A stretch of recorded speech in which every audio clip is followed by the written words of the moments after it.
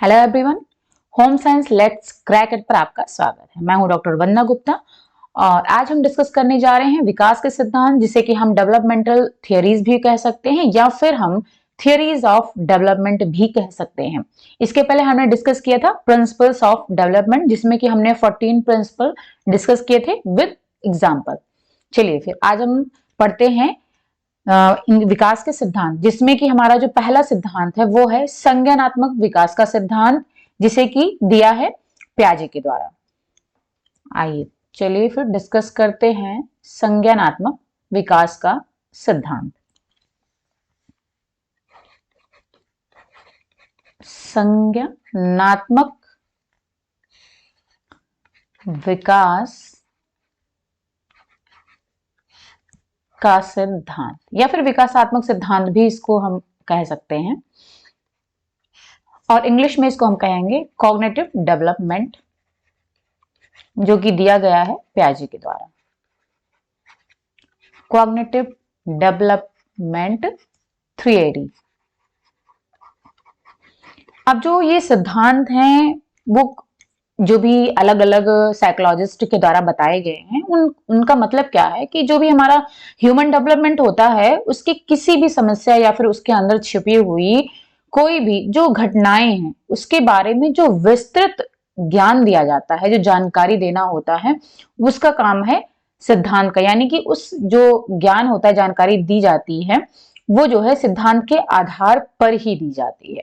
ऐसे ही नहीं हम कुछ भी कह दें, बल्कि कुछ ना कुछ उसकी थियरीज होती हैं, उस पर रिसर्च हुए होते हैं, उस आधार पर जो है हम उनकी जानकारी देते हैं। तो जिस पर कि बहुत सारे मनोवैज्ञानिकों ने काम किया और उन्होंने अलग अलग सिद्धांत बताए हुए हैं, जिसमें से जो संज्ञानात्मक विकास है वो प्याजे के द्वारा दिया गया है। और ये जो प्याजे हैं ये दिया गया है प्याजे के द्वारा, काफी फेमस हैं ये मनोवैज्ञानिक। और इन्होंने ये कहाँ के हैं? स्विट्जरलैंड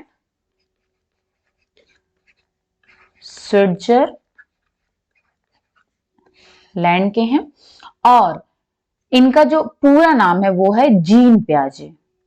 ओके, जीन प्याजे इनका पूरा नाम है और ये जो है स्विट्जरलैंड के हैं, जो कि इनके द्वारा सिद्धांत दिया गया है।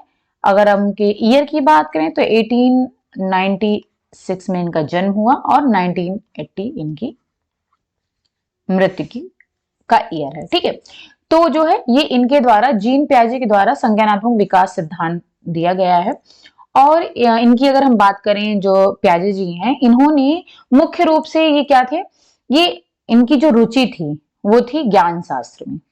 ज्ञान शास्त्र, जिसे कि हम कहते हैं इंग्लिश में इसको कहते हैं एपिस्टेमोलॉजी। एपिस्टेमोलॉजी।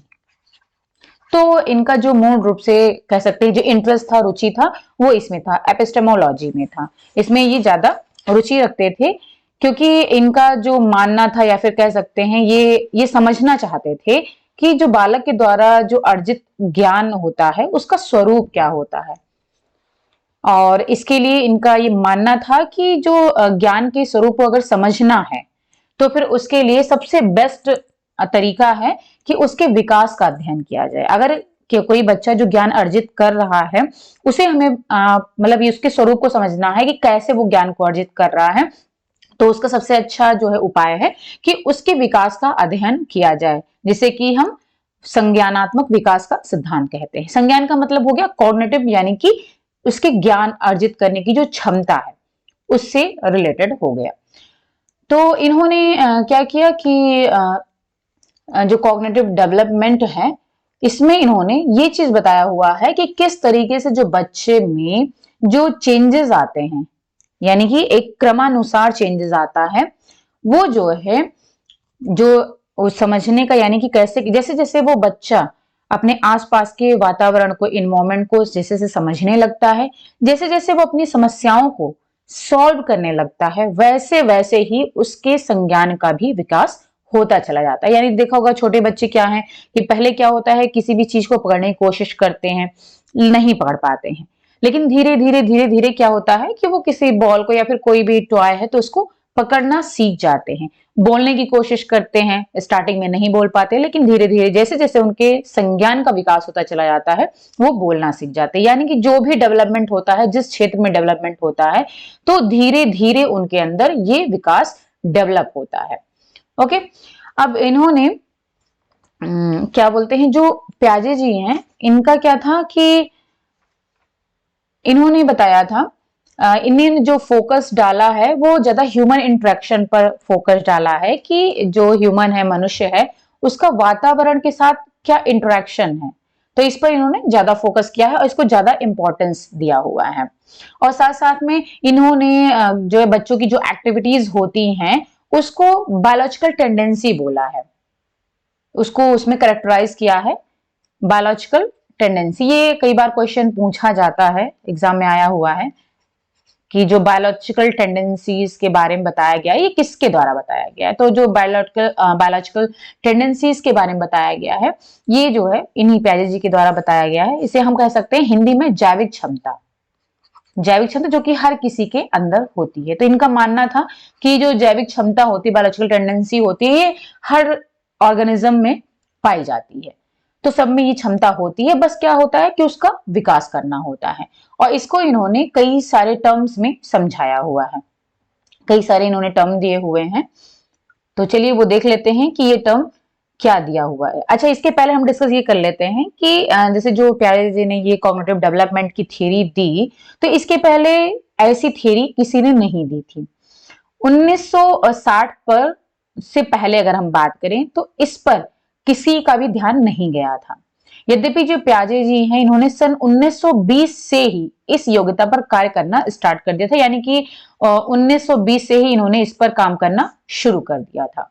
लेकिन धीरे धीरे काम करते करते फिर जो है 1960 में जो है इस इनके काम को महत्व मिला। 1920 से इन्होंने काम किया था, 1960 में इनके काम को महत्व मिला, यानी कि आप 20 से 60 यानी कि 40 साल आप समझ सकते हो कि इन्होंने जो है ये इस पर काम किया, संज्ञानात्मक विकास के सिद्धांत को प्रूफ करने के लिए कि कैसे होता है, इस पर जो है इन्होंने बहुत ही ज्यादा काम किया।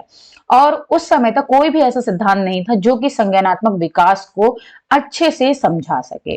परंतु इसी अवधि में प्याजे के कार्यों का फिर काफी प्रचार, मतलब काफी प्रचार हुआ, काफी ये प्रसिद्ध हो गए, इनका काम जो है प्रसिद्ध हो गया।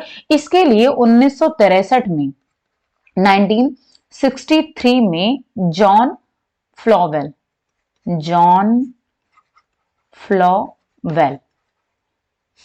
ठीक है, इन्होंने, इंग्लिश में भी इसको लिख देती हूं, जॉन फ्लोवेल, इन्होंने 1963 में प्याजे का विकासात्मक मनोविज्ञान पब्लिश किया। विकासात्मक मनोविज्ञान इन्होंने पब्लिश किया 1963 में, जिसे कि हम डेवलपमेंटल साइकोलॉजी भी कहते हैं इंग्लिश में, विकासात्मक मनोविज्ञान, या फिर हम इसको इंग्लिश में कहते हैं डेवलपमेंटल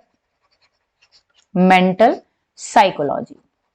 तो ये जॉन फ्लोवेल के द्वारा जो इन्होंने काम किया था वो इनके द्वारा प्रकाशित किया गया, जॉन फ्लोवेल के द्वारा, ठीक है। अब जो है इसमें हम जो इन्होंने टर्म्स यूज किए, जो बायोलॉजिकल टेंडेंसीज बताई है, उसको फटाफट हम देख लेते हैं। बायोलॉजिकल टेंडेंसी का मतलब क्या है? तो बायोलॉजिकल टेंडेंसी का मतलब जो जैविक क्षमताएं होती, जो कि हर किसी के अंदर होती, हर ऑर्गेनिज्म में पाई जाती हैं। तो वो है, पहला है एसिमिलेशन। एसिमिलेशन के बारे में बताया गया है इनके द्वारा, ठीक है। और एकोमोडेशन, इसको हम साथ में लिख लेते हैं और साथ में हम इसको डिस्कस करते हैं, क्योंकि डिफरेंस बताते हुए चलेंगे तो ज्यादा समझ में आएगा। एकोमोडेशन, इसके अलावा क्या होता है, इक्विलिब्रियम के बारे में इन्होंने बताया और ऑर्गेनाइजेशन के बारे में बताया। ऑर्गेनाइजेशन और इक्विलिब्रेशन,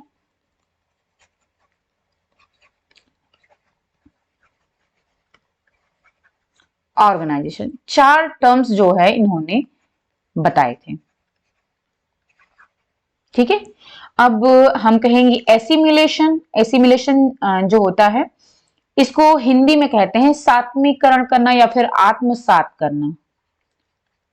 आत्मसात साथ करना, ये इसका हिंदी है। ठीक है। और एकोमोडेशन का मतलब होता है सामंजस्य स्थापित करना, सामंजस्य स्थापित करना, या फिर कह सकते हैं व्यवस्थित करना।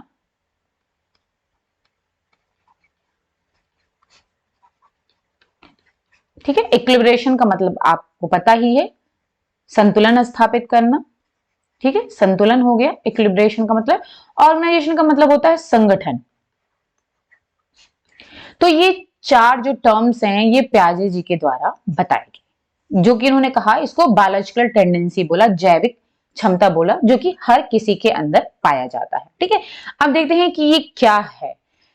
एसिमिलेशन यानी कि आत्मसात करने का मतलब है, इसको हम यहाँ पर एग्जाम्पल के थ्रू डिस्कस करेंगे, जिससे कि आपको एकदम बिल्कुल क्लियर समझ में आ जाए।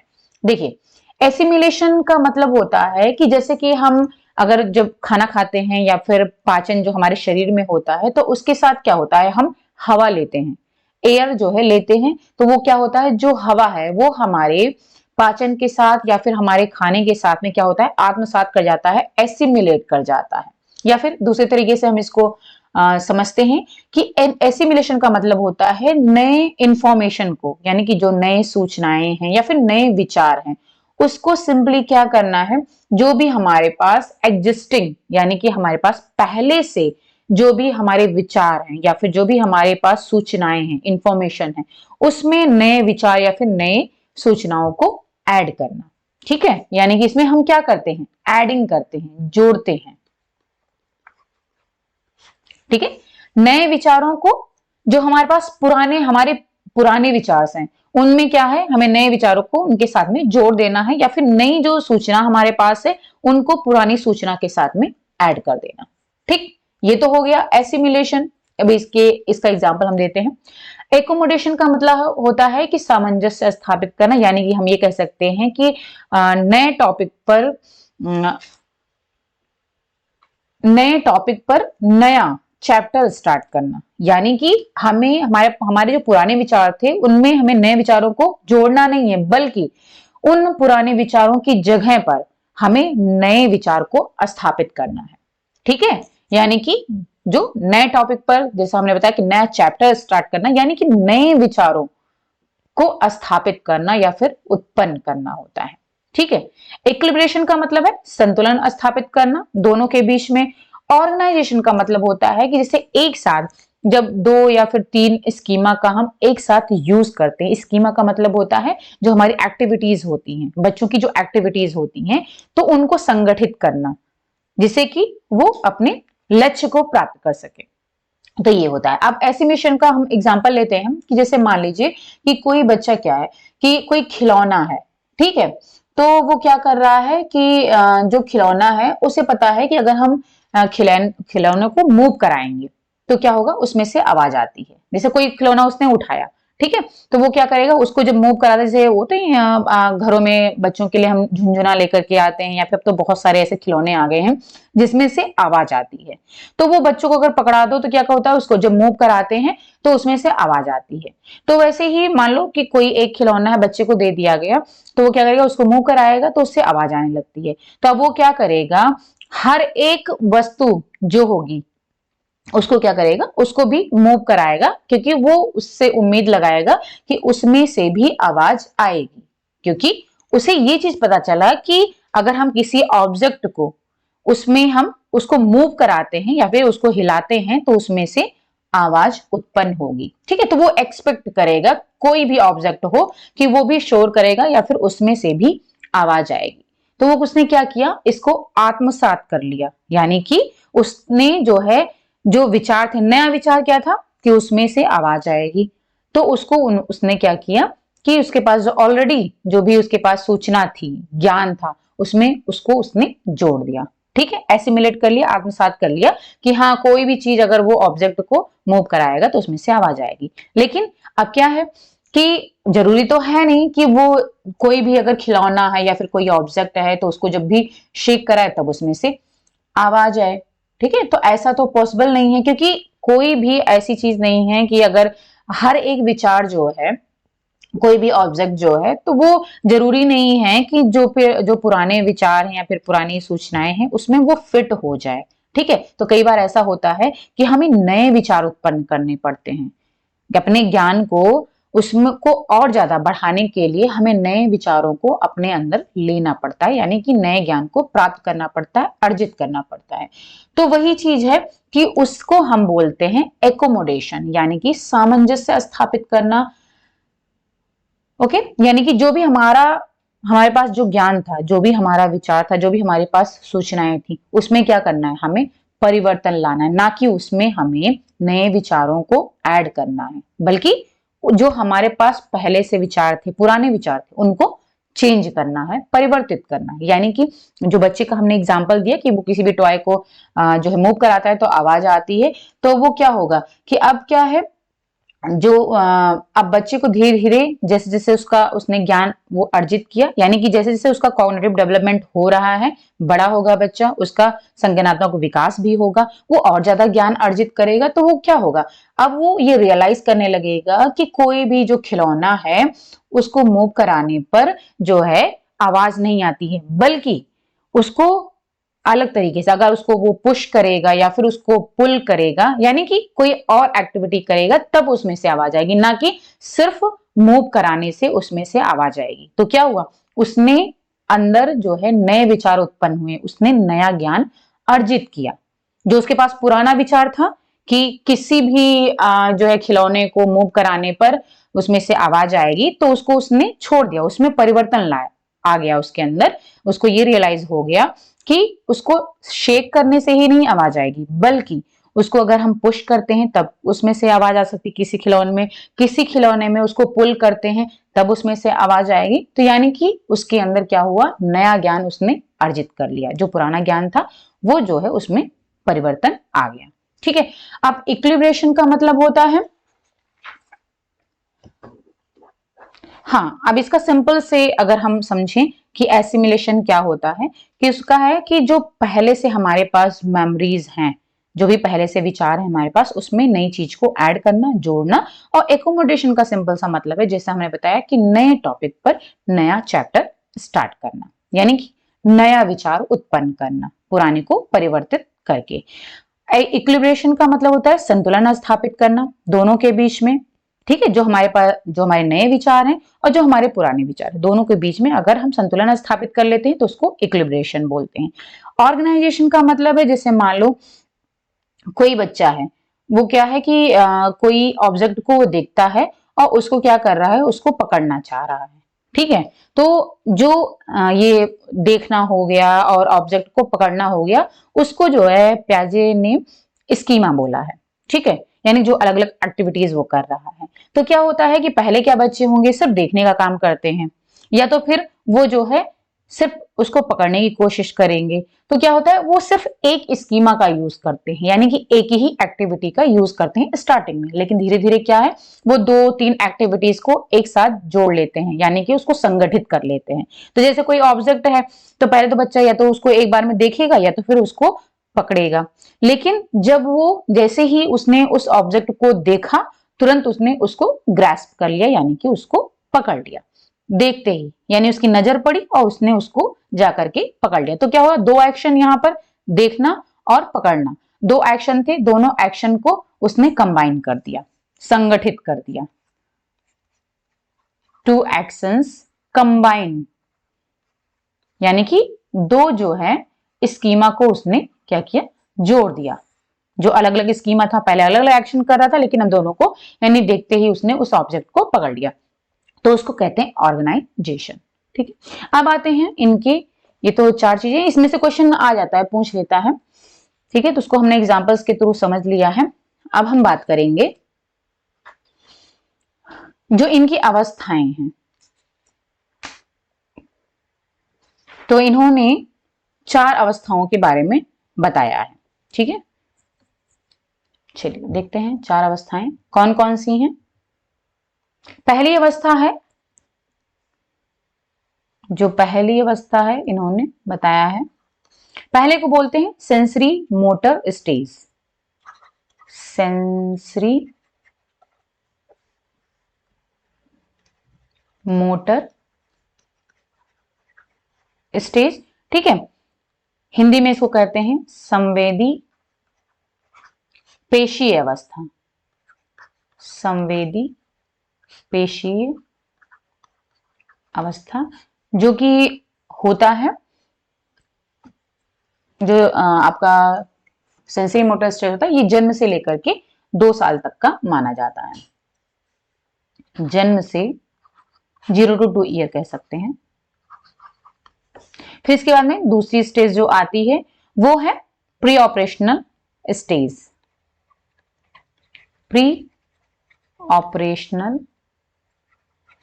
स्टेज जिसे कहते हैं पूर्व संक्रियात्मक अवस्था, हिंदी में पूर्व संक्रियात्मक अवस्था, जो कि होता है 3 से लेकर के ये होता है आपका 7 साल तक का, या फिर कहीं पर आपको 2 से 7 साल लिखा हुआ मिल जाएगा, कहीं पर 3 से 7 साल लिखा हुआ मिल जाएगा, यानी कि 2 तक तो यहाँ पर हो गया, उसके आगे यहाँ से स्टार्ट हो जाएगा, तो हम इसको 2 से 7 साल लिख सकते हैं, या फिर 3 से 7 साल 6, ठीक है। फिर प्री ऑपरेशनल के बाद में आ जाता है concrete operational, concrete operational stage, ठीक है। इसको बोलते हैं मूर्त संक्रियात्मक अवस्था, ठीक है, जो कि आपका होता है 7 के बाद में, 7 से लेकर के ये हो जाता है लगभग 7 से 11 साल का रहता है कंक्रीट ऑपरेशनल, 7 से 11 साल का हो जाता है। और चौथा जो है वो है फॉर्मल ऑपरेशनल, ऑपरेशनल स्टेज जिसे कहते हैं अमूर्त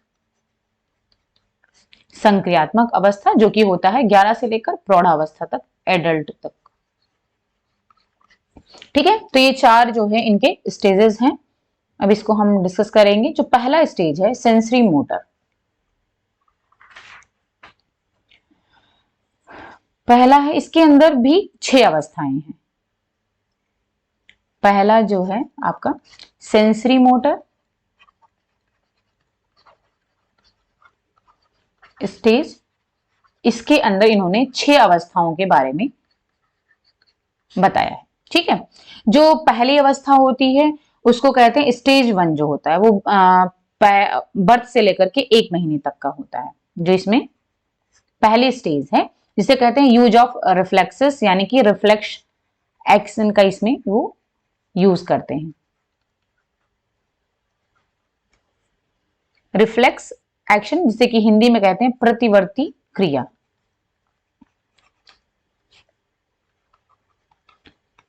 इसका यूज करते हैं, और ये होता है 0 से लेकर के 1 महीने तक का, 0 से 1 मंथ, ठीक है। रिफ्लेक्स जो है एक्शन होता है, जन्म से लेकर के 1 महीने तक का होता है। दूसरा जो आ जाता है उसे कहते हैं प्राथमिक चक्रीय प्रतिक्रिया, इंग्लिश में कहेंगे इसको प्राइमरी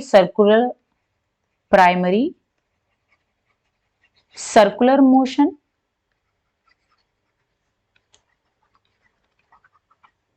हिंदी में कहेंगे प्राथमिक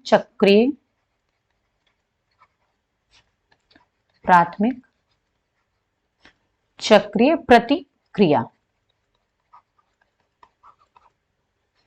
ठीक है।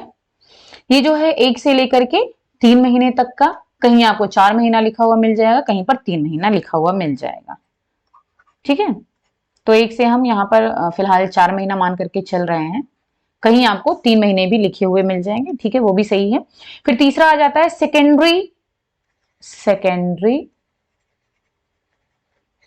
सर्कुलर मोशन, जिसे हम कहते हैं द्वितीय चक्रीय प्रतिक्रिया, जो कि आ जाता है आपका 4 से लेकर के 8 महीने तक का, ठीक है। ये मंथ है, यहां पर आप समझ जाना। तीसरा है चौथा है आपका द्वितीयक प्रतिक्रिया का समन्वय, जिसे कि हम कहेंगे इंग्लिश में coordination of secondary reaction, coordination of secondary reaction,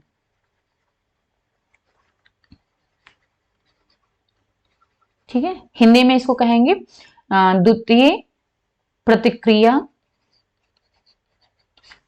द्वितीय प्रतिक्रिया का समन्वय यानी कि कोऑर्डिनेशन। और ये आपका फिर 4 से 8 माह का था और फिर यहां से ये बढ़ जाएगा 8 से 12 महीना, 8 से 12 महीना। फिर है ई, पांचवा जो है वो है आपका tertiary circular reaction, tertiary circular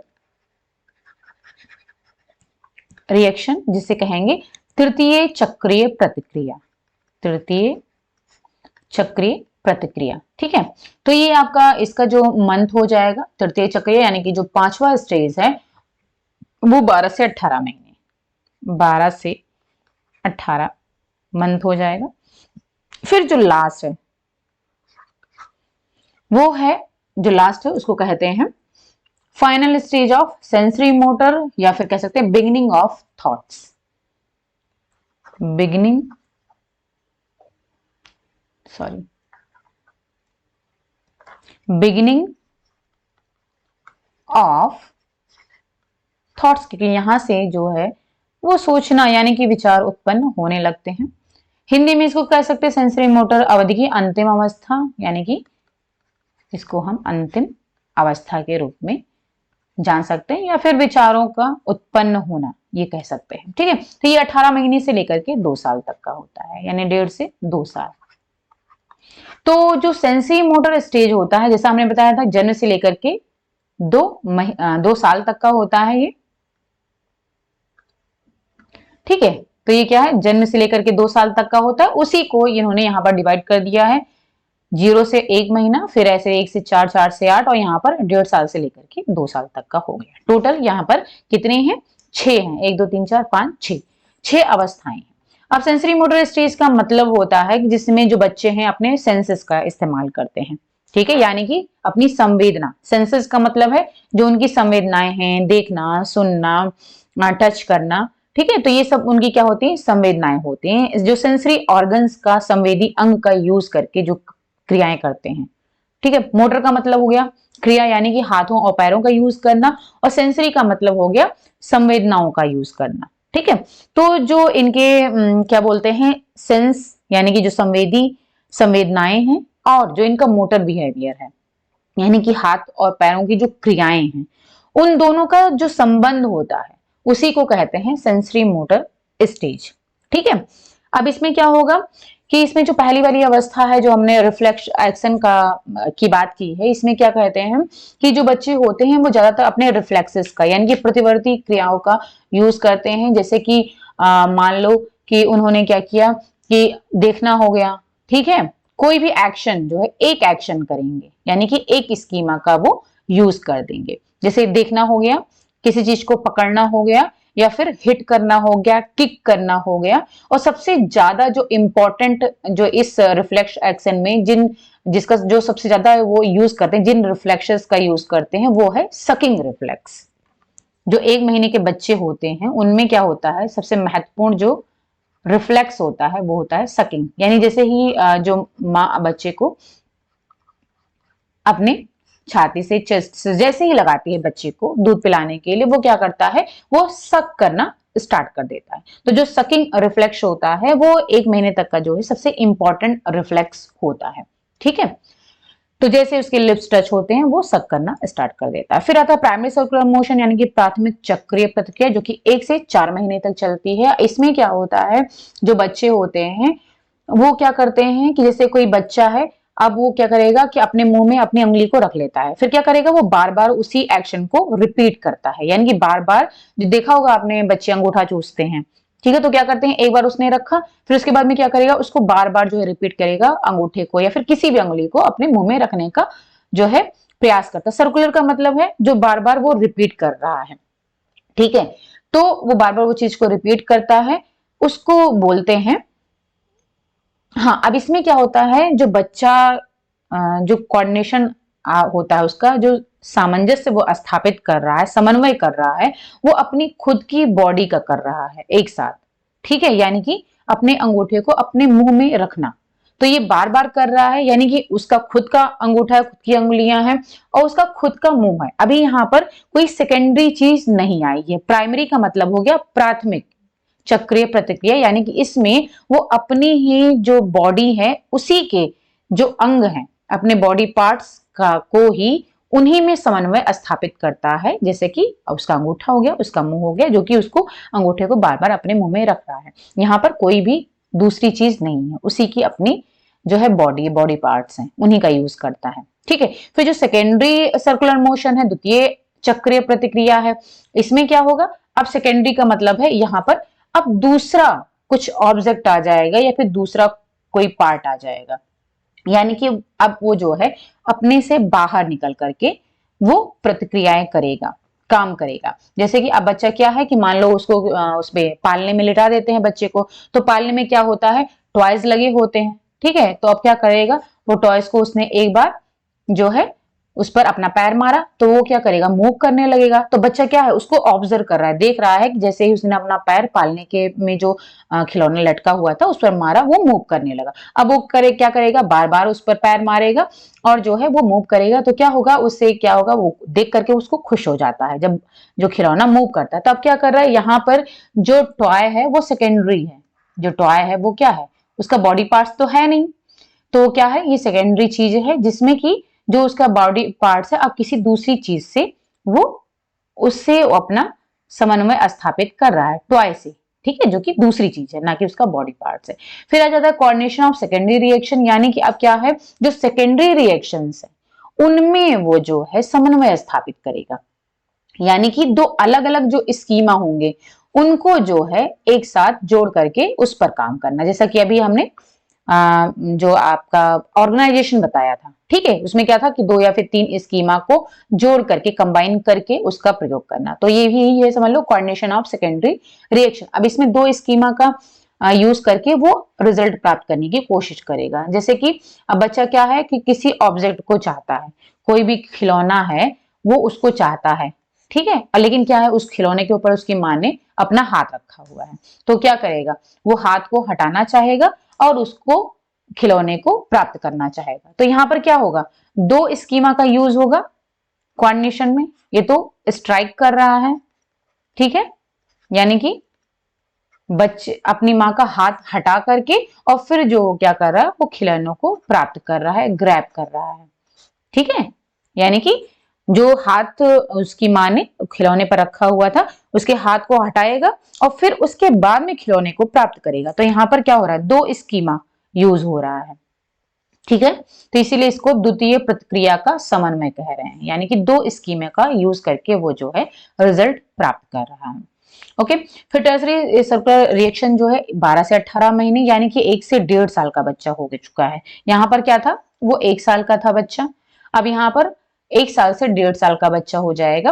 tertiary में क्या होगा कि जैसे बच्चा मान लो कि उसको पानी की जहां पर टोटी है, पानी बच्चे को नहलाते हैं, तो वहां पर टब में बैठा दिया गया, अब नल से पानी गिर रहा है, तो वो क्या करेगा कि एक्सीडेंटली मान लो उसने अपना हाथ टोटी के नीचे लगा दिया जहां पर पानी गिर रहा है। तो क्या होगा, जैसे हाथ वो लगाएगा तो अब पानी इधर उधर फैल जाएगा। तो अब वो क्या करेगा, वो सिर्फ एक ही जगह पर अपना हाथ नहीं रखा रहेगा पानी के नीचे, बल्कि अब वो क्या करेगा कि वो कभी लेफ्ट कभी राइट, मतलब चारों तरफ जो है अपने हाथ को इधर उधर अलग अलग डायरेक्शन में पानी के नीचे वो मूव कराएगा, अपने हाथ का डायरेक्शन चेंज करेगा और देखेगा कि वो पानी किस किस डायरेक्शन में कैसे कैसे इधर उधर जा रहा है, फैल रहा है।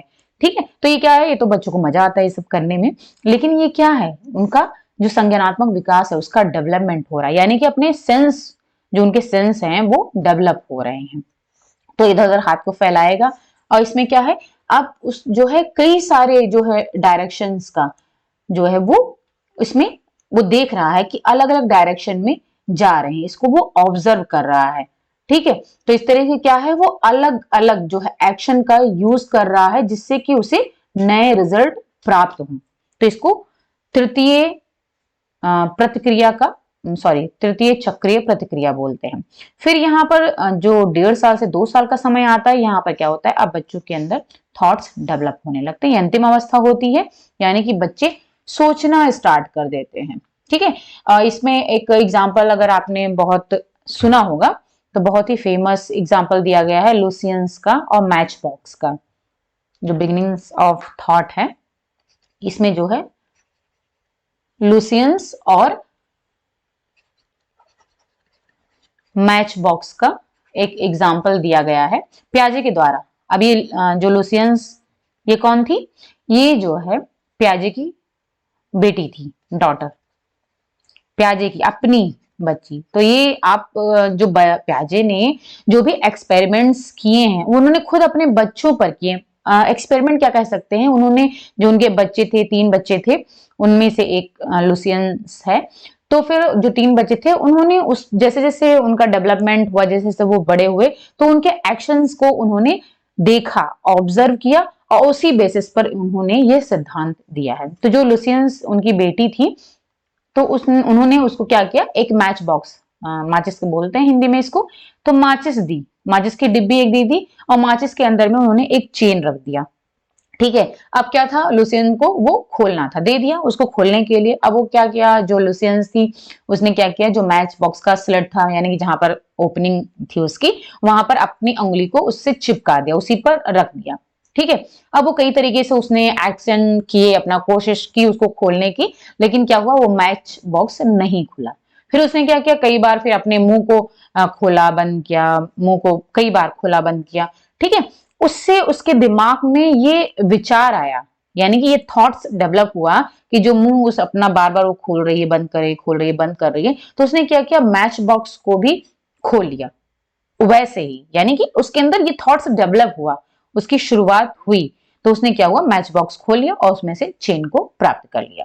तो ये जो है, जो लास्ट स्टेज यानी कि 2 साल तक जब बच्चा पहुंचते पहुंचते उसके अंदर विचार उत्पन्न होने लगते हैं, डेवलप होने लगते हैं।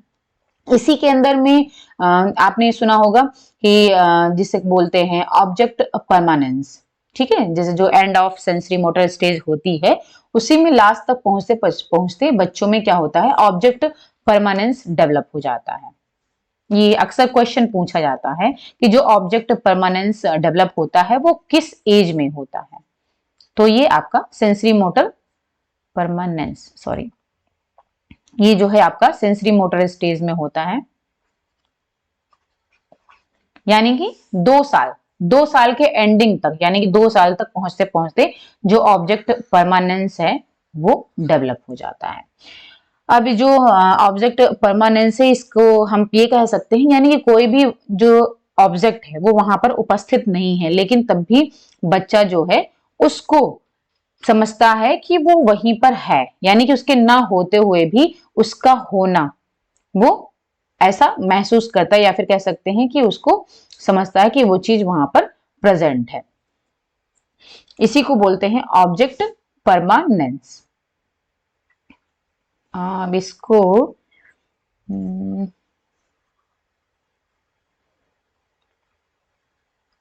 ठीक है,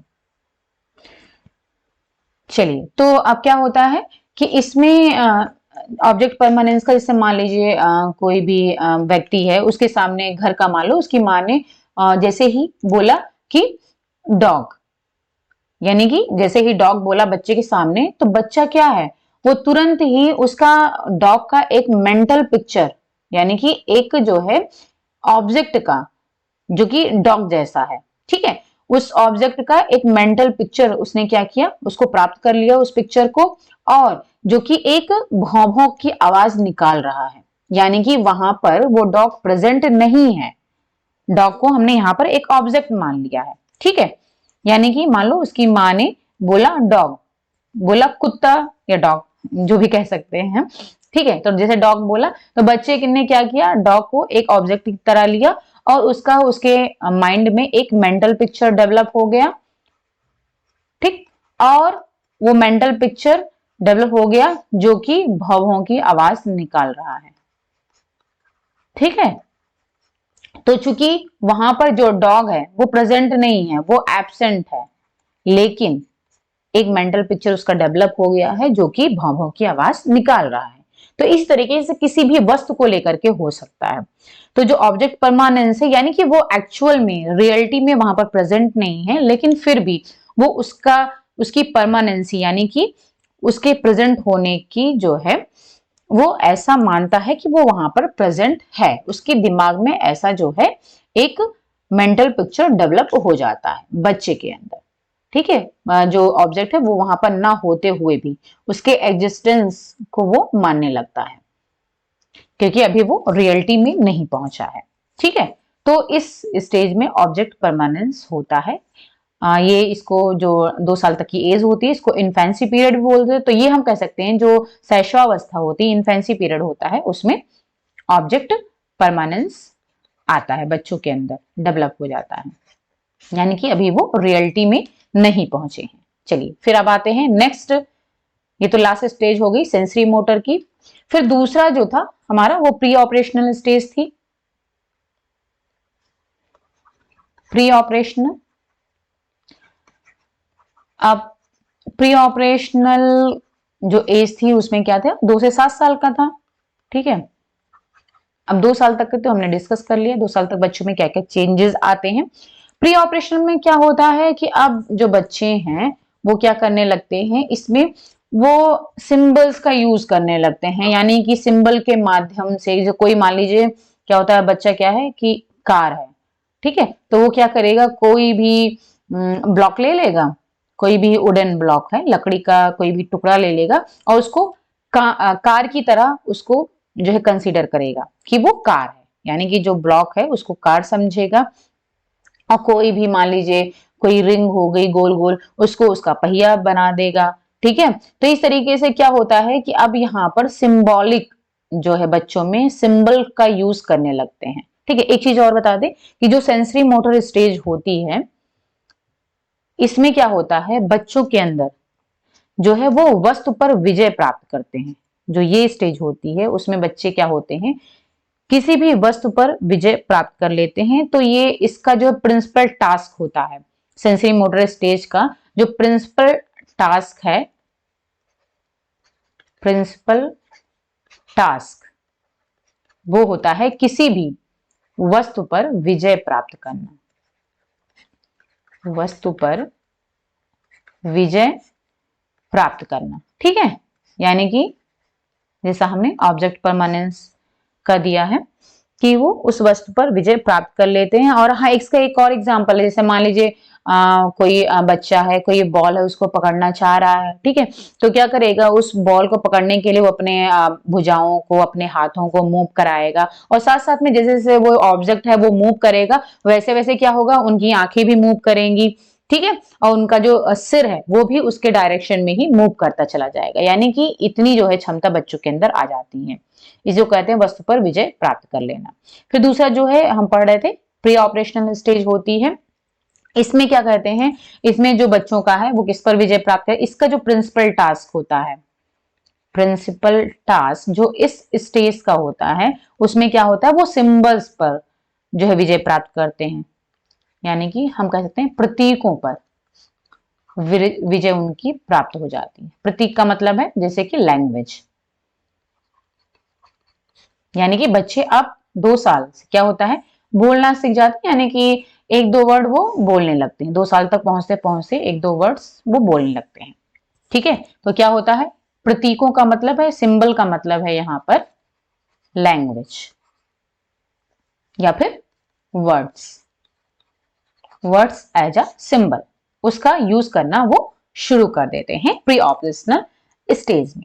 ठीक है, यानी कि उनका जो भाषा का विकास है वो जो है इस अवस्था में होने लगता है, लैंग्वेज डेवलपमेंट, भाषा का विकास इस अवस्था में होता है मेनली। ठीक है, तो अब क्या है, अब जो पहले वस्तु और जो भी घटनाएं थी उसके बारे में थोड़ा थोड़ा वो समझने लगते हैं और उसी के अनुसार वो अपनी प्रतिक्रिया भी देने लगते हैं और जो समस्या का समाधान है वो खुद ही करने लगते हैं थोड़ा बहुत। जो 2 से 7 साल के बच्चे, यानी कि इसको हम कह सकते हैं अर्ली चाइल्डहुड का पीरियड होता है 2 से 6 साल का। तो ये जो है जो आरंभिक बाल्यावस्था है,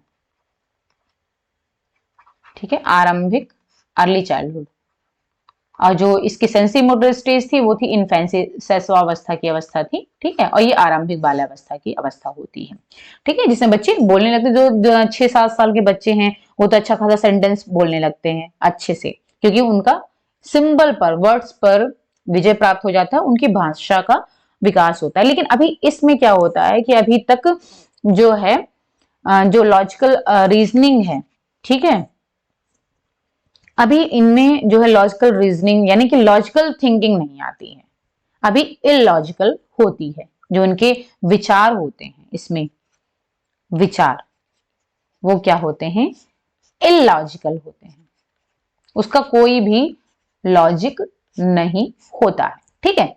कोई भी जो उनकी थॉट प्रोसेस है वो इलॉजिकल होती है और बहुत ही ज्यादा ईगो सेंट्रिक होते हैं, यानी कि आत्म केंद्रित होते हैं इस स्टेज में,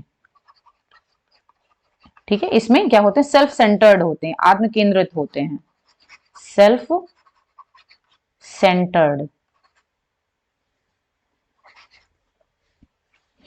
और या फिर इसको हम ये भी कह सकते हैं, सेल्फिश भी बोल सकते हैं, अगर जनरल लैंग्वेज में ऐसे कहें तो सेल्फिश भी कह सकते हैं। तो क्या होते हैं वो, सेल्फ सेंटर, इसका एक और वर्ड है ईगो सेंट्रिक, ईगो सेंट्रिक, ठीक है।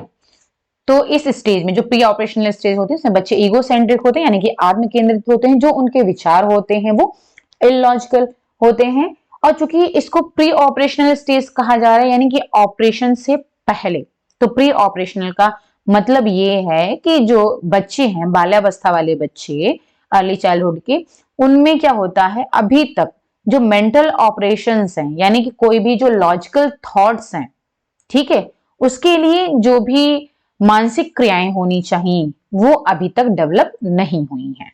ऑपरेशन का मतलब हो गया क्रियाएं, यानी कि मानसिक क्रियाओं से इसका मतलब है, ऑपरेशनल का मतलब है मानसिक क्रियाओं से।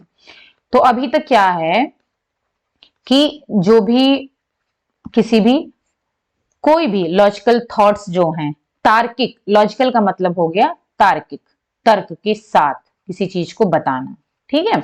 तो जो उनका जो तर्क के साथ किसी भी चीज को बताना, तो यानी कि उस लॉजिकल थॉट्स के लिए जो मानसिक क्रियाओं की जरूरत है, मेंटल ऑपरेशन की जरूरत है, वो अभी तक डेवलप नहीं होती, उनका विकास अभी तक नहीं होता है, ठीक है। इसी वजह से क्या होता है, जो उनके थॉट्स होते हैं वो इलॉजिकल होते हैं। इसी वजह से इसको क्या कहा जा रहा है, प्री ऑपरेशनल, यानी कि मानसिक क्रियाओं के विकास से पहले की अवस्था, ठीक है। और ये होते हैं आत्म केंद्रित, ओके। अब क्या होता है कि, और हाँ, इसमें जब बच्चे ये 7 साल तक पहुंचते पहुंचते क्या होता है, उनमें सामाजिक गुणों का विकास भी होता है, यानी कि सामाजिकता का भी विकास इनका होता है। क्योंकि अब क्या है, चूंकि जो अर्ली चाइल्डहुड का पीरियड होता है तो बच्चे घर से निकल करके स्कूल में पढ़ने जाते हैं, ठीक है। तो अब बहुत सारे वहां पर इन्वायरमेंट अलग हो जाता है, चेंज हो जाता है, खुद को वहां पर एडजस्ट करते हैं, नए नए फ्रेंड्स से मिलते हैं, टीचर्स मिलते हैं। तो क्या होता है कि उनसे उनका जो एडजस्टमेंट हो रहा है वो अपना समन्वय स्थापित करें, सामंजस्य स्थापित करें, तो इससे क्या होता है, उनके अंदर सामाजिकता का विकास होता है, ठीक है। और क्या होते हैं, आपने ये जो आरंभिक बाल्यावस्था होती है इसको क्या कहते हैं,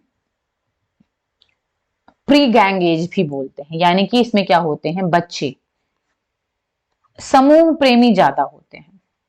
जो चाइल्डहुड की अवस्था होती है उसको गैंग एज बोला जाता है, ठीक है। यानी कि इसमें जो बच्चे होते हैं समूह प्रेमी होते हैं, यानी कि उन्हें जो अपने पेरेंट्स से ज्यादा, अपने फादर और मदर से ज्यादा जो है, उन्हें अपने फ्रेंड्स ज्यादा प्रिय होते हैं। वो कुछ भी कहें, जो भी कहते हैं वही मानते हैं, हर एक उनकी बातों को फॉलो करते हैं, जबकि वो बल्कि इतनी बातें अपने वो पेरेंट्स की नहीं मानते जितने कि अपने दोस्तों की बातों को वो मानते हैं। तो लेकिन इसको क्या बोलते हैं, ये पूरी तरीके से अभी गैंगेज नहीं होता है, इसको प्री गैंगेज बोलते हैं, क्योंकि यहां से स्टार्ट होता है, प्री गैंग एज बोलते हैं, क्योंकि समूह से पहले की अवस्था है, यानी कि ये जो समूह प्रेमी हैं वो अभी यहां पर इनकी शुरुआत होती है, ये शुरू होती है, ओके। धीरे धीरे वो समूह प्रेमी हो जाते हैं आगे, जब वो पहुंचते हैं, या 12वीं बाल्यावस्था है, फिर उसके बाद में जो पश्च बाल्यावस्था होता है, जो लेट चाइल्डहुड होता है, ठीक है, 7 से 12 की जो स्टेज आएगी उसमें, वहां तक पहुंचते पहुंचते वो समूह प्रेमी हो जाते हैं, यहाँ पर ये स्टार्ट हो जाता है। ठीक है, और इसके अलावा इसमें, हाँ, इसके जो मेन पॉइंट्स थे, तो जो हमने बताया इनकी, अच्छा, इनकी जो थिंकिंग होती है वो इरिवर्सिबल होती है। ये जो क्वेश्चन है जो हम यहाँ पर बता रहे हैं, यही क्वेश्चन आते हैं। ठीक है, जो इस तरह से पूछ लिया जाएगा कि जो इगोसेंट्रिक होते हैं वो किस एज में बच्चे होते हैं, तो अर्ली चाइल्डहुड में होते हैं। इलॉजिकल थिंकिंग किस एज में होती है, अर्ली चाइल्डहुड में होती है, यानी कि 2 से 6 साल या फिर 2 से 7 साल कह सकते हैं। और जो समूह प्रेम स्टार्ट होता है वो किस एज से स्टार्ट होता है वो बता सकते हो। भाषा का विकास जो है वो इस एज में होता है। ओके, और इसके अलावा इनकी जो थिंकिंग होती है वो इरिवर्सिबल होती है, इरिवर्सिबल थिंकिंग होती है। यानी कि जो इरिवर्सिबल थिंकिंग का मतलब है, एक मिनट मैं इसको भी एग्जांपल्स के थ्रू समझाती हूँ तो आपको समझ में आ जाएगा। इरिवर्सिबल थिंकिंग का मतलब है कि अगर मान लो बच्चों को बोल दिया जाए कि कोई भी ऐसा हैपनिंग होती है, ठीक है, तो क्या करेंगे कि उसको, जैसे कि हमने बोल दिया कि किसी भी ऑब्जेक्ट को, उसके बारे में अगर उनको विचार करने के लिए बोल दिया, तो वो क्या होगा, इरिवर्सिबल का मतलब है कि जो है वो एक ही डायरेक्शन में वो सोचते हैं, ना कि उसके और कौन कौन से पॉसिबल जो सॉल्यूशन हो सकते हैं। मतलब कोई समस्या है, ठीक है, तो उस समस्या का के को एक ही पॉइंट ऑफ व्यू से वो देख पाते हैं, ना कि वो अलग अलग पॉइंट ऑफ व्यू से देख पाते हैं। ठीक है, कि उसके और भी पॉसिबल रीजन सोच सकते हैं उस समस्या के, या फिर और भी उसको, उसके समाधान के और भी कई सारी जो है तरीके हो सकते हैं, तो वो चीज नहीं सीख पाते हैं। यानी कि एक ही डायरेक्शन में वो सीखते हैं। इरिवर्सिबल का मतलब है कि वो रिवर्स नहीं हो सकता है, एक ही साइड में एक ही जो है थिंकिंग उनकी होती है।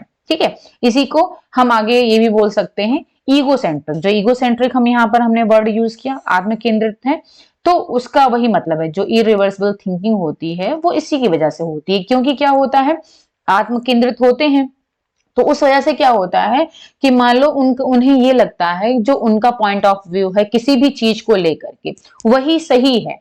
ठीक है, वो सिर्फ किसी और के पॉइंट ऑफ व्यू को, किसी और के विचारों को एक्सेप्ट नहीं करते हैं और ना ही समझते हैं, बल्कि उन्हें लगता है कि वो जो कह रहे हैं, वो जो बोल रहे हैं, वो जो सोच रहे हैं वही सही है। ठीक है, और जो वो सोच रहे हैं, जो वो समझ रहे हैं, वही चीजें और भी लोग समझ रहे हैं। यानी कि उन्हें लगता है कि उनके अकॉर्डिंग ही लोग सोच रहे हैं, समझ रहे हैं।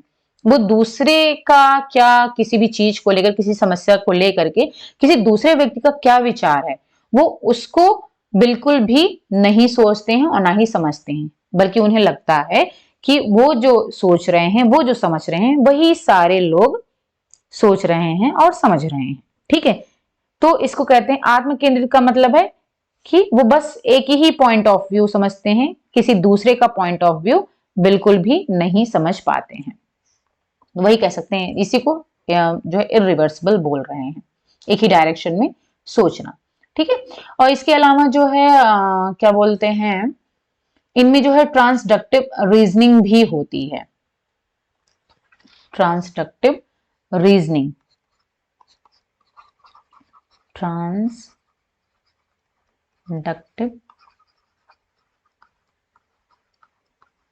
रीजनिंग, ट्रांसडक्टिव रीजनिंग का हम बात करें तो अगर हम एग्जांपल लें, जैसे कि बच्चा क्या है कि जनरल से स्पेसिफिक या फिर स्पेसिफिक से जनरल उन चीजों को नहीं समझ पाता है। ठीक है, जैसे कि मान लो बोल दिया गया कि ये सारी चिड़ियां हैं, कई सारी चिड़ियां बैठी हुई हैं, तो बोल दिया गया, तो वो क्या समझेंगे कि हाँ ये सारे के सारे बर्ड्स हैं, सारे की सारी चिड़ियां हैं, लेकिन सारी चिड़ियों के पास पंख है, ये वो नहीं समझ पाते हैं। इसको बोलते हैं ट्रांसडक्टिव रीजनिंग, यानी कि पर्टिकुलर टू जनरल या फिर जनरल टू पर्टिकुलर, ये जो थिंकिंग होती है अभी उनके अंदर नहीं डेवलप होती है। ठीक है, चलिए, और इसके अलावा अभी क्या होते हैं, वो संबंध नहीं स्थापित कर पाते हैं। जैसे कि अगर मान लो दो व्यक्ति है, वो बोल दिया जाए कि राम श्याम से छोटा है, ठीक है, तो राम श्याम से छोटा है ये तो उन्हें पता है, वो ये चीज तो वो समझ पा रहे हैं। लेकिन अगर ये कहा जाए कि जो है श्याम राम से बड़ा है, तो ये चीज जो है वो उनको समझ में नहीं आएगा। इसी को हम रिवर्सिबल इरिवर्सिबल थिंकिंग भी कह रहे हैं। ठीक है, राम श्याम से छोटा है ये उनको समझ में आ गया, लेकिन अगर उसी को हम रिवर्स करके बोलें कि श्याम राम से बड़ा है, तो वो चीज उनको समझ में नहीं आएगी। अभी इतनी समझ उनके अंदर विकसित नहीं होती है। इसके अलावा संबंध अभी स्थापित नहीं कर पा रहे हैं। ठीक है, और क्या बोलते हैं कि इसमें एक दूसरे से किसी चीज को रिलेट नहीं कर पाते हैं। ओके, तो इस तरीके से ओवरऑल अगर हम जो इसका निष्कर्ष निकालें तो वो हो गया इलॉजिकल, यानी कि अभी उनके अंदर तार्किक क्षमता नहीं आई हुई है। ठीक है, चलिए अब आते हैं नेक्स्ट पर। तीसरा है concrete operational stage. Concrete operational stage, ठीक है, जो कि आपका है कब से कब तक, 7 से 11 साल तक का है। यानी कि ये कौन सा पीरियड है, ये है लेट चाइल्डहुड, जिसे कि हम गैंग एज भी कहते हैं। अब यहाँ पर समूह प्रेमी हो जाते हैं। ठीक है, अब वो बच्चों के साथ ही रहना पसंद करते हैं, ना कि पेरेंट्स के साथ में। गैंग एज, ठीक है। इसके अलावा अभी क्या हमने बात की थी, इसके जस्ट पहले प्री ऑपरेशनल में क्या था कि उनके अंदर इरिवर्सिबल थिंकिंग थी, यानी कि रिवर्सिबिलिटी नहीं आई थी। लेकिन इसमें क्या होता है, रिवर्सिबिलिटी आ जाती है। ठीक है, यानी कि वो दोनों साइड से सोचने लग जाते हैं, यानी कि हम कह सकते जो इगोसेंट्रिज्म था वो यहाँ पर खत्म हो जाता है, यानी कि अब वो आत्म केंद्रित नहीं होते हैं।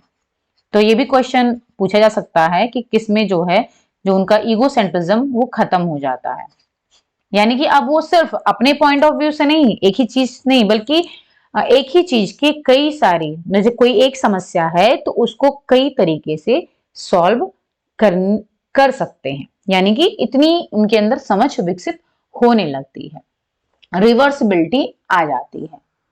ठीक है, और क्या है कि उनके अंदर जो है सीरिएशन भी डेवलप हो जाता है, यानी कि किसी भी चीज को जैसे सीरीज में अगर लगाना है, जैसे कोई भी चीज हमने कोई ऑब्जेक्ट दे दिया, ठीक है, जैसे मान लो 1 2 3 लिखा हुआ है, ब्लॉक्स आते हैं 1 2 3 का रहता है, तो अगर हम उनसे कहें कि इसको जो है सीरीज में लगाओ 1 से लेकर 10 तक का, तो वो आराम से लगा देंगे, 1 से 10 तक लगा देंगे। ठीक है, या फिर उससे हमें कोई चीज बनानी है तो वो भी उसको जो है एक ऑर्डर में लगा देंगे, यानी कि उनके अंदर क्या होता है कि बच्चे जो है अब जो है कैटेगराइज करना, मतलब कैटेगराइज कर लेते हैं, वर्गीकरण की क्षमता जो है इनके अंदर आ जाती है कि किसी भी चीज को आसानी से उसका वर्गीकरण वो कर लेते हैं। ठीक है, और इनके अंदर ये भी क्षमता विकसित हो जाती है कि उनको ये पता हो जाता है, हाँ एक चीज और है, कंजर्वेशन इनके अंदर आ जाता है, यानी कि जैसे लंबाई है, भार है, अंक है, उन्हें ये पता चल जाता है कि वो क्या होते हैं, स्थिर होते हैं।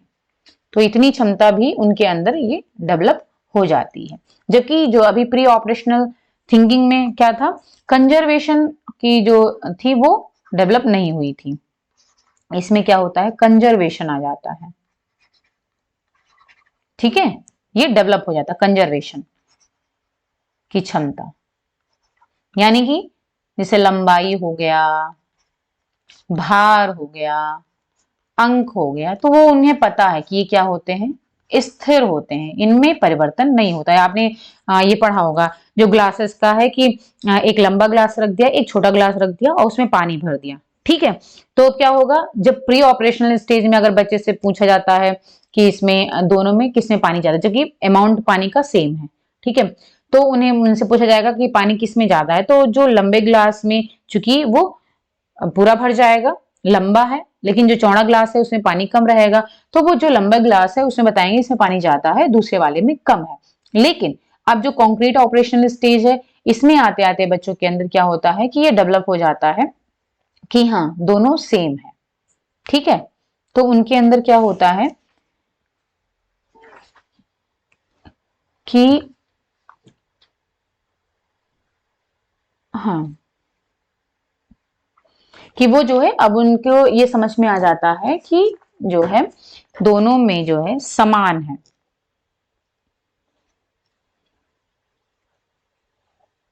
अच्छा, ये जो क्षमता इनके अंदर डेवलप हो रही है, तो वो जो है इनके मतलब 7 से 8 साल में डेवलप हो जाती हैं। ठीक है, यानी कि वो रियलाइज करने लगते हैं। जो स्टार्टिंग स्टेज होती है कॉन्क्रीट की स्टार्टिंग, यानी कि ये जो क्षमता उनके अंदर डेवलप हो रही है वो 7 से 8 साल में ये डेवलप हो जाती है। 7 से 8 साल में, यानी कि जो हमने बताया ना कि जो इस ग्लास में पानी डाल रहे हैं तो उनको ये पता है कि जो पानी है उसका अमाउंट एक जैसा है दोनों में, यानी कि बराबर पानी है दोनों में, बस केवल क्या है जो ग्लास का आकार है, ठीक है, वो उसमें चेंजेस है। ठीक, तो ये चीजें उनको पता चल जाती हैं कि लंबाई है, भार है, अंक है, ये सब जो है स्थिर होते हैं, इनमें चेंजेस नहीं होता है। तो इतना इनके अंदर क्षमता आ जाती है, कंजर्वेशन का जो क्षमता आ जाती है वो डेवलप हो जाता है, चाहे वो मास को लेकर के हो, चाहे वो वेट को लेकर के हो, चाहे वो लेंथ को लेकर के हो, लिक्विड को लेकर के हो। तो ये सब चीजें जो है इनका लगभग 7 से 8 साल में ये चीजें डेवलप हो जाती हैं। फिर आता है कि रिवर्सिबिलिटी हो गई, सीरिएशन डेवलप हो जाता है, यानी कैटेगराइज वो करने लगते हैं, वर्गीकरण कर सकते हैं आसानी से। और जैसे कई सारी कैटेगरी में आपने कोई वस्तु है उसको कई सारी कैटेगरी में आपने रख दिया और बोल दिया कि उसको लंबाई के अनुसार या फिर उसकी हाइट के सॉरी उसकी जो है वर्गीकरण की क्षमता आ जाती है। ठीक है, कि आपको वर्गीकरण का मतलब है उसके कोई भी आपने पॉइंट ले लिया, कलर के अकॉर्डिंग उसको कैटेगराइज करना है, या फिर जो है उसकी लंबाई के अकॉर्डिंग उसको कैटेगराइज करना है, उसके भार के अकॉर्डिंग उसको कम से ज्यादा से कम लगाना है, तो आराम से उसका वर्गीकरण वो कर लेंगे। इतनी क्षमता उसके अंदर आ जाती है। सीरीज में भी उसको लगा लेंगे। ठीक है, रिवर्सिबिलिटी जो हमने बताया कि अब वो सिर्फ और सिर्फ ये नहीं समझते हैं कि जो भी वो किसी भी समस्या को लेकर के जो उनके विचार हैं, जो उनकी समझ है, वो बस केवल उन तक सीमित नहीं होती है, यानी कि उन्हें अब दूसरों उसके बारे में क्या सोच रहे हैं, समझ रहे हैं, वो भी जो है उनके लिए इंपॉर्टेंस रखता है। ठीक है, खुद पर ही तक ही वो सीमित नहीं रहते हैं। फिर इसके अलावा इसमें क्या होता है, लेकिन अभी एक चीज की कमी होती है, उनके अंदर हाइपोथेटिको डिडक्टिव थिंकिंग ये नहीं होती है, यानी कि अभी भी क्या है वो लॉजिकली नहीं सोच पा रहे हैं। क्या है अभी तक, क्या है जो उनकी थिंकिंग है वो इलॉजिकल ही है, अभी भी वो जो है लॉजिकली नहीं सोच पा रहे हैं, जिसे कहते हैं कि अभी उनके अंदर हाइपोथेटिको डिडक्टिव रीजनिंग डेवलप नहीं हुई है। रीजनिंग डेवलप नहीं हुई है। ठीक है, यानी कि अभी भी क्या है वो इलॉजिकल ही सोचते हैं, अभी उनके अंदर तार्किक क्षमता नहीं आई है। अभी भी जो उनकी थिंकिंग है वो क्या है, इलॉजिकल है, यानी कि अतार्किक है। ओके, चलिए फिर इसके बाद में आते हैं हम चौथे पर। और फिलहाल इनका जो है सामाजिक डेवलपमेंट वो तो चल ही रहा है। अब चूंकि लेट चाइल्डहुड में आ गए हैं तो और ज्यादा डेवलप हो जाता है। तर्क करना सीखने लगते हैं, लेकिन अभी पूरी तरीके से वो जो है लॉजिकल नहीं हुआ है। ठीक है, चौथा है इनका लास्ट जो है वो है फॉर्मल ऑपरेशनल स्टेज।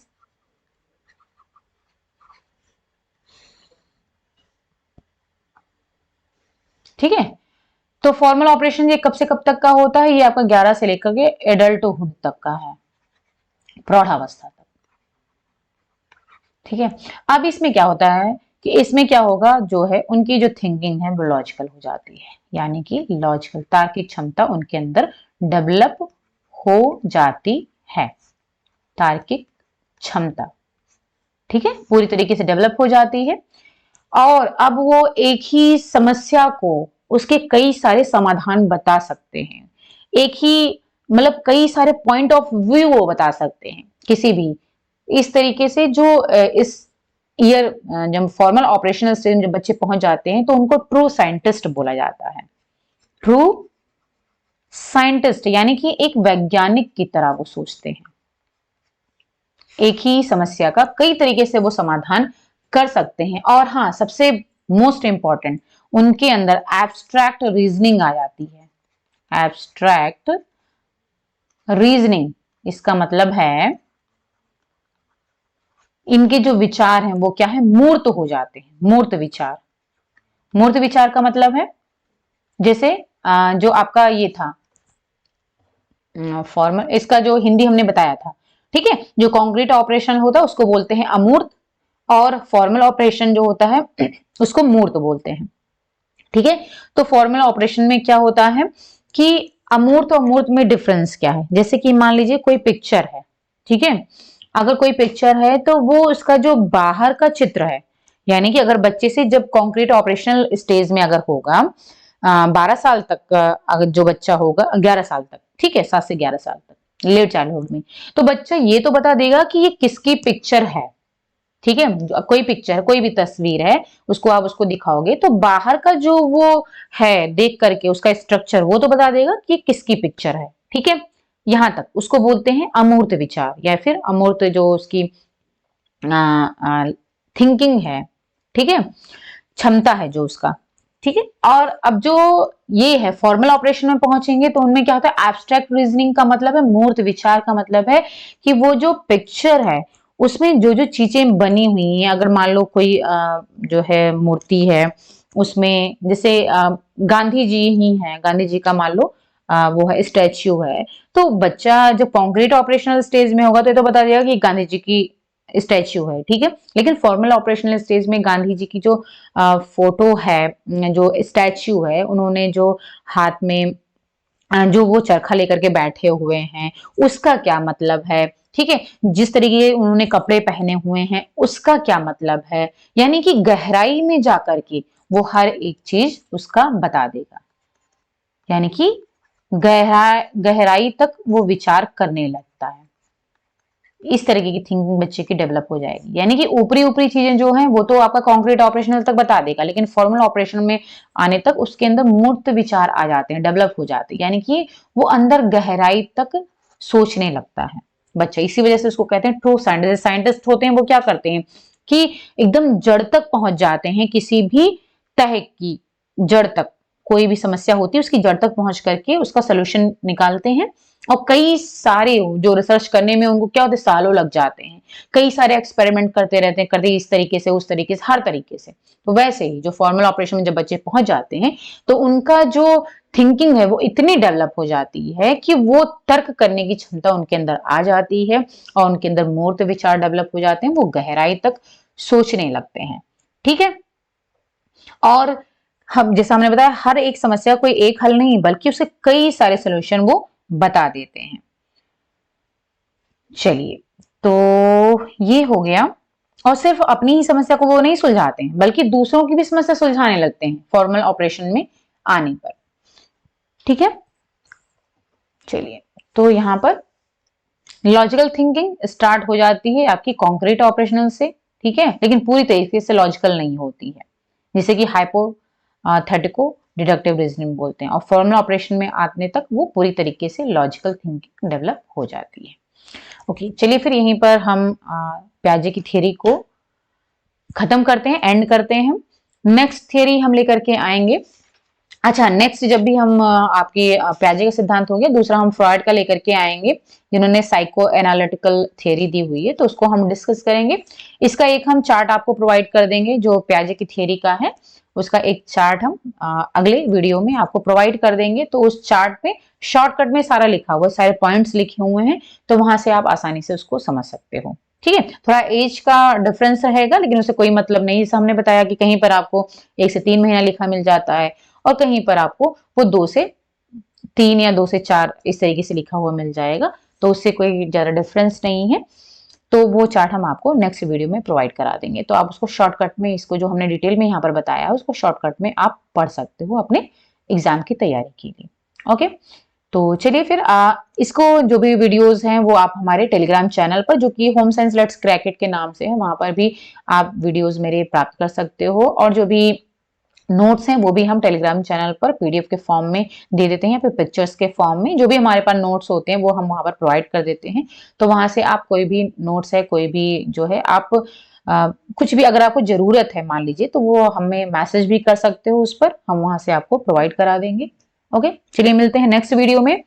और अगर ये वीडियो पसंद आया है देन लाइक जरूर कर दीजिएगा और ज्यादा से ज्यादा शेयर करिएगा। ओके, नए हैं तो सब्सक्राइब जरूर कर लीजिएगा। Thank you so much, bye bye and take care.